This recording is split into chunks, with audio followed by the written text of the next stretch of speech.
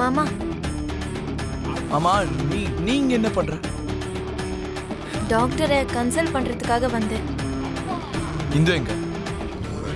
எங்கன்னா எனக்கு என்ன தெரியும் மாமா? அர்ஜென்ட்டா என்ன கிளம்பி வர சொன்னா.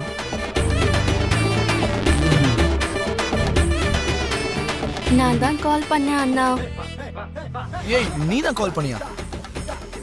என்ன பைத்தியம் பிடிச்சிருச்சா? வயித்துல ஏதோ ஒரு மாதிரி இருந்தது. அதான் வந்து டாக்டரை பார்த்தேன். ஸ்கேன் பண்ணி ரிப்போர்ட்ஸ் கொடுத்துருக்காங்க மாமா. இந்தாங்க நீங்க கேட்ட ப்ரூஃப். ஏய், என்கிட்ட எது கொடுக்குற?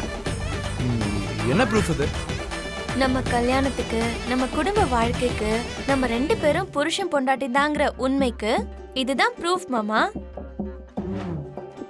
இங்க பாரு, எது சொல்றதா இருந்தாலும் தெளிவா சொல்லு.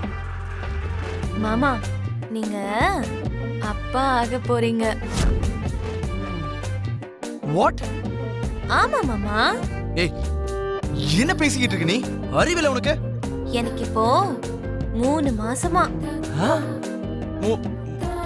3 மாசமா? ஏய், இம்பாசிபிள். ஏய், இங்க பாரு பூமி, நீ இதெல்லாம் வேணும் தானே பண்ணிக்கிட்டு இருக்க?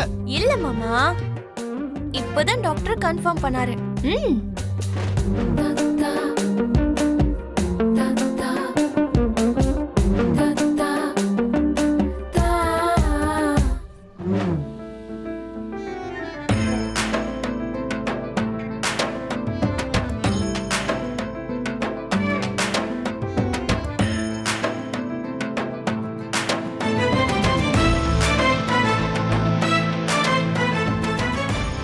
புருஷன் பொண்டாட்டி 2 பேரும் சேர்ந்திருக்காங்கன்ற ப்ரூஃப் வார்த்தையில இருக்காது மாமா.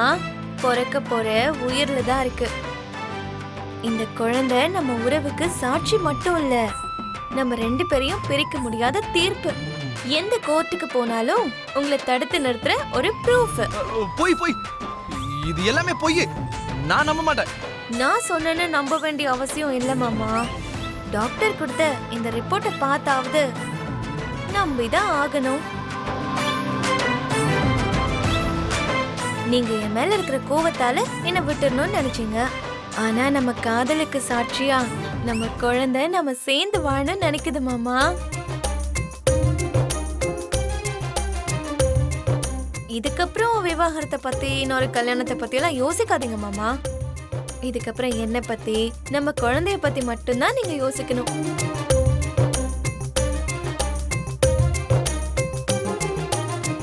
துருவாவா தான் நான் கல்யாணம் பண்ணிப்பேன், இல்லனா நான் செத்து போயிடுவேன்.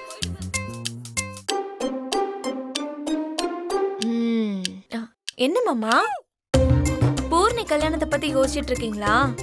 அதெல்லாம் ஒண்ணும் பரவாயில்ல மாமா. நம்ம 2 பேரும் சேர்ந்து பூர்ணிக்கு ஒரு நல்ல மாப்பிள்ளையா தேடிக்கலாம்.